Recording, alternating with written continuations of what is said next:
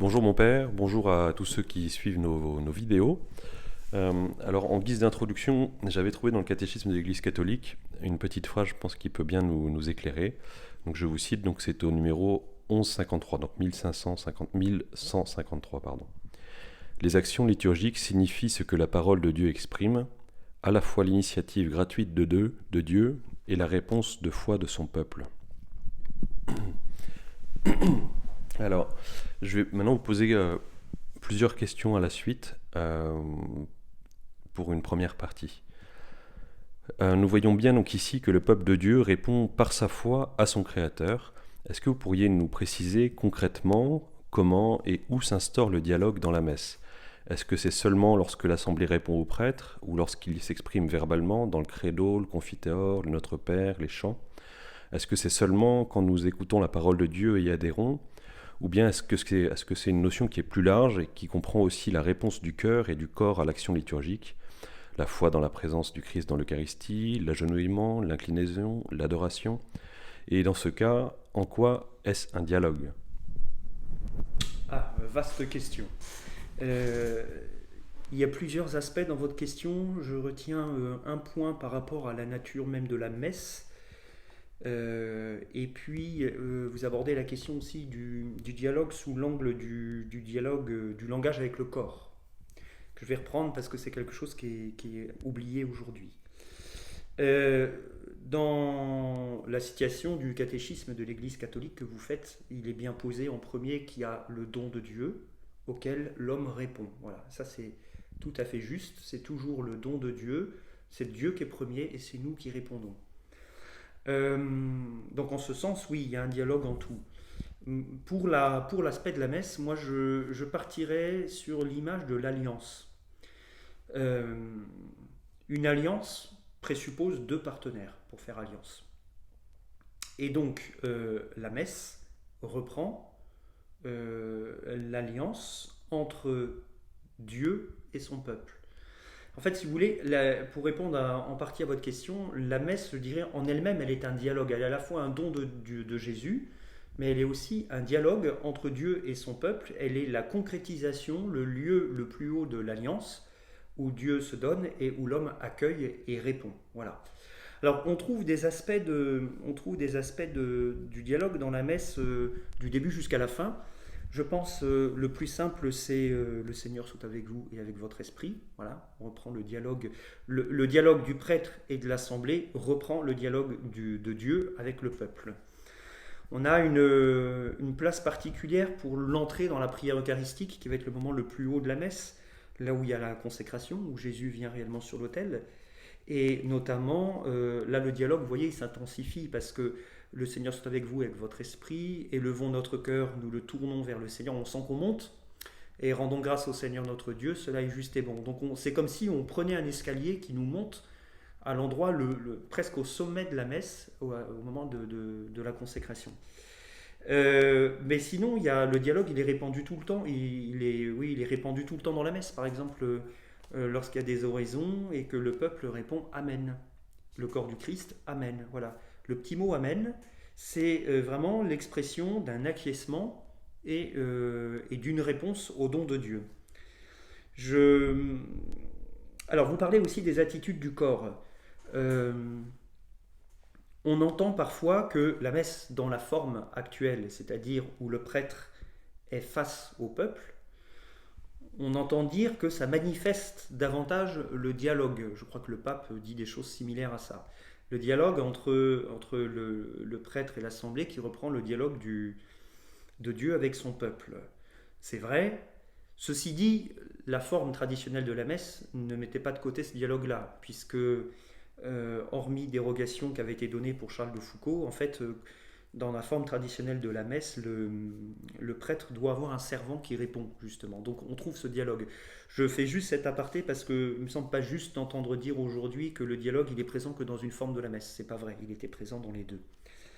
Alors, et ceci dit, cela m'amène à la question de la disposition et du corps.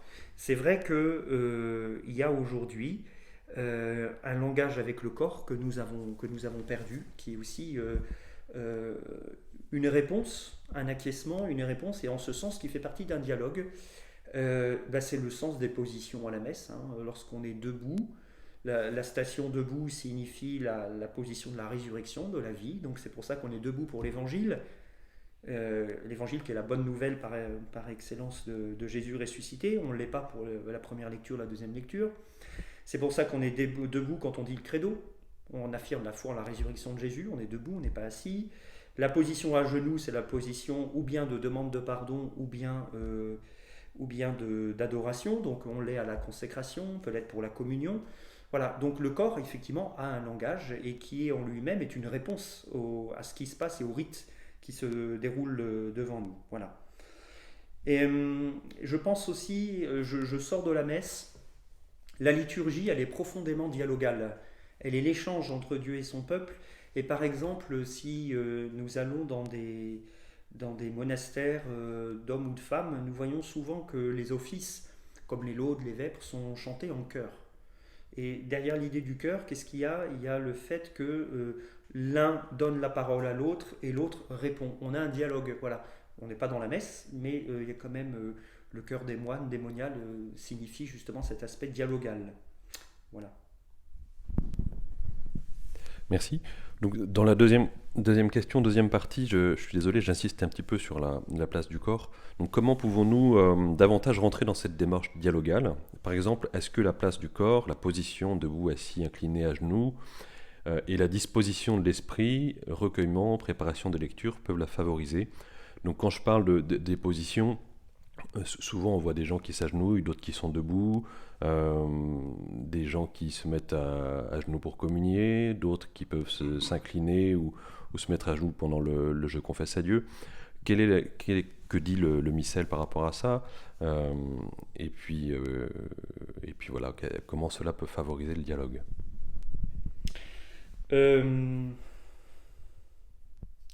Déjà, la première chose, c'est qu'il me semble important qu'on retrouve le sens du langage du corps, qui a été complètement, qui a beaucoup disparu, qu'on retrouve dans les générations plus jeunes aujourd'hui. Il faut qu'on le retrouve parce qu'on a fait de la liturgie, depuis la réforme du Concile, un exercice bien souvent essentiellement cérébral et intellectuel. Voilà. Et on a l'impression que pour comprendre la liturgie, il faut avoir fait des études plus.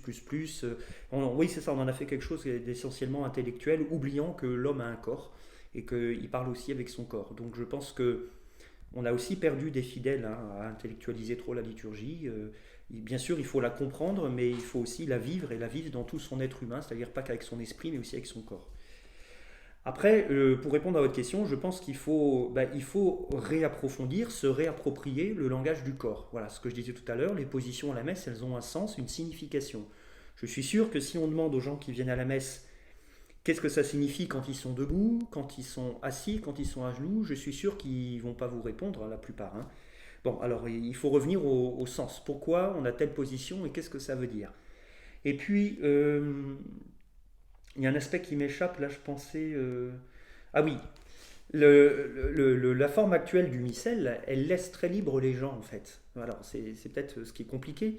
Elle laisse très libre les gens de se mettre à genoux au rite pénitentiel ou pas, de se mettre à genoux à la consécration ou pas, voilà. Là j'ai pas trop d'idées. Je pense que ce qui est important, c'est que chacun... on n'est pas une communauté monastique, donc... qu'il y ait une diversité de personnes, des gens qui préfèrent rester debout, d'autres se mettre à genoux. Bon, ça c'est le choix de chacun, on n'est pas dans une abbaye, donc c'est légitime. Par contre, je pense que il faut que chacun puisse se trouver personnellement. En fait, c'est ça, se sentir à l'aise dans, par exemple, se mettre à genoux au rite pénitentiel. À la messe de semaine, beaucoup le font. Bon, ça doit être vécu de l'intérieur. Et je pense d'ailleurs que quand c'est fait, c'est que c'est vécu de l'intérieur. C'est que les gens, ça les aide vraiment à demander pardon, à se reconnaître pécheurs et à accueillir la miséricorde de Dieu. Alors derrière, ce que je vous répondrai, c'est que ce qui me semble important pour approfondir ce dialogue dans la liturgie, c'est non seulement mieux comprendre les rites, et notamment la question des positions, mais c'est aussi approfondir personnellement sa manière de vivre la messe. Ce que je veux dire, et là je vais sortir que du langage du corps, je vais passer aussi à la préparation des lectures. La participation à la messe sera d'autant plus fructueuse que chacun aura personnellement lu les lectures, lu l'évangile, lu les oraisons, médité dessus. Et c'est sûr qu'aller à la messe le dimanche en ayant préparé sa messe dans la semaine ou en ayant regardé les textes, notre jeu, enfin mon moi je veux dire, sera beaucoup plus nourri et ouvert et, euh, et plus réceptif à ce qui va se passer avec la dimension que dans la liturgie, c'est pas que moi et Jésus, mais c'est le peuple de Dieu. Donc si vous voulez, le nous ecclésial, l'Église, la communauté qui prie, n'en sera que plus profondément euh, unie et plus belle si nos jeux personnels, nos moi, ont été préparés. C'est ce qui va embellir le nous ecclésial. Voilà. Donc en fait, chacun a préparé à approfondir les rites de la messe et à préparer aussi spirituellement les lectures. Voilà. Merci. Je pense que nous avons bien développé l'aspect, comment dire, l'aspect de la réponse du peuple, du dialogue. Maintenant, par rapport au sacrifice, est-ce que vous pourriez nous préciser en quoi la messe est le mémorial du sacrifice du Christ? Ah oui, ouais. C'est une bonne question. Euh, Quand on utilise en français le mot mémorial, on pense spontanément au mémorial de Caen, à un monument qui va nous rappeler tel événement.